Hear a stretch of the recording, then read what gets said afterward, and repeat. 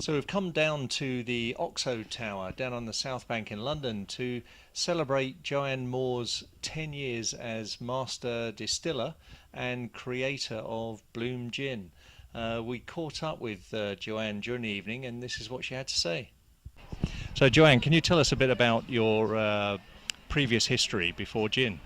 So, my previous history before gin was straight out of university. I did a biochemistry degree in Manchester and started working for G J Greenall, as it was known at the time. We're now known as G J Distillers.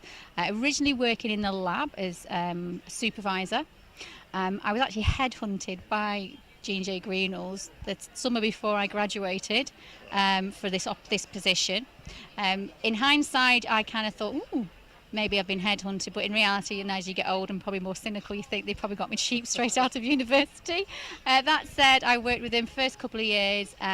Great opportunity. My boss left quite suddenly, and I became quality manager. And from that moment of becoming quality manager, I got involved in the process from start to finish, and started working with botanicals, and fell in love with the whole kind of creativity about gin and looking at the botanicals. And I worked alongside our previous head distiller and discovered this talent for creating gin. So didn't set out to do it.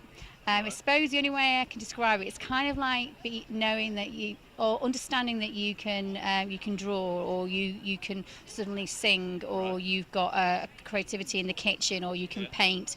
It's not something I set out to do.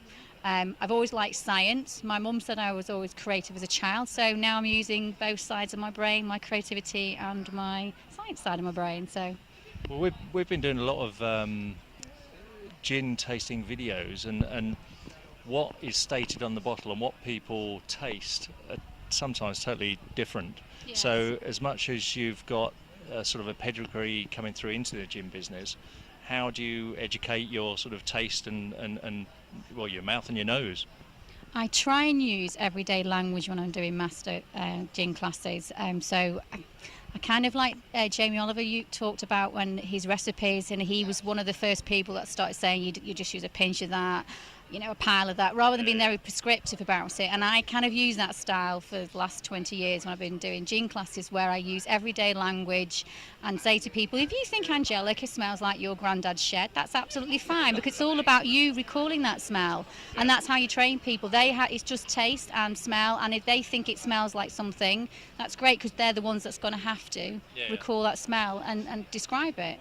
So there's no right or wrong, I think, with tasting. It can be very subjective, and I don't like to use a lot of waffle. I just kind of get straight to the point of what things smell like. True Northern style. Of course, yeah. So the recipe for Bloom, was that sort of off the cuff, or was that years of science, or what? Bloom I'd just been made Master Distiller in 2006, so I was just 12 months into being the 7th Master Distiller at G&J Distillery, and the company wanted to change direction and create their own brand. So I was given this amazing opportunity. I was given a blank piece of paper, and all it said is create a premium gin.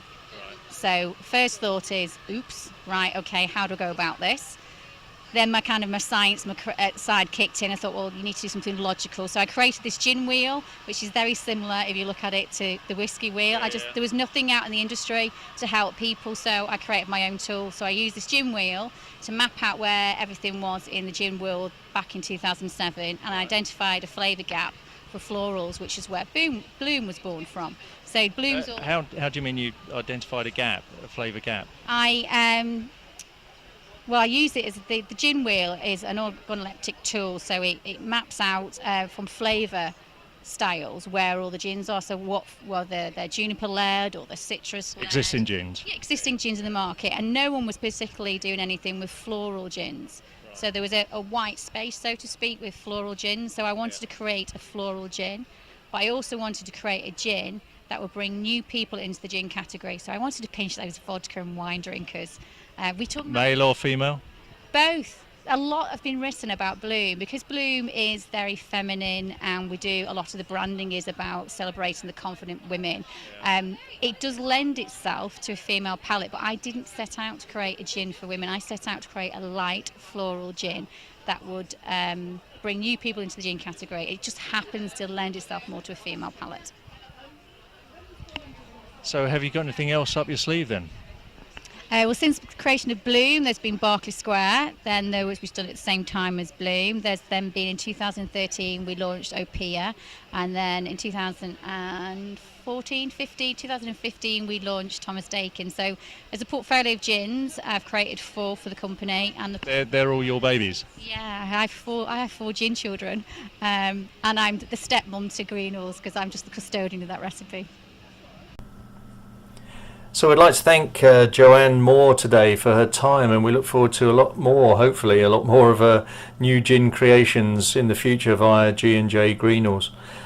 Please remember to visit our website, that's www.ginpunch.com, for your gin news and hopefully some fun and informative videos which are designed to help you understand and get the best out of the taste and aromas of all that fantastic new small batch gin available. Cheers, bye.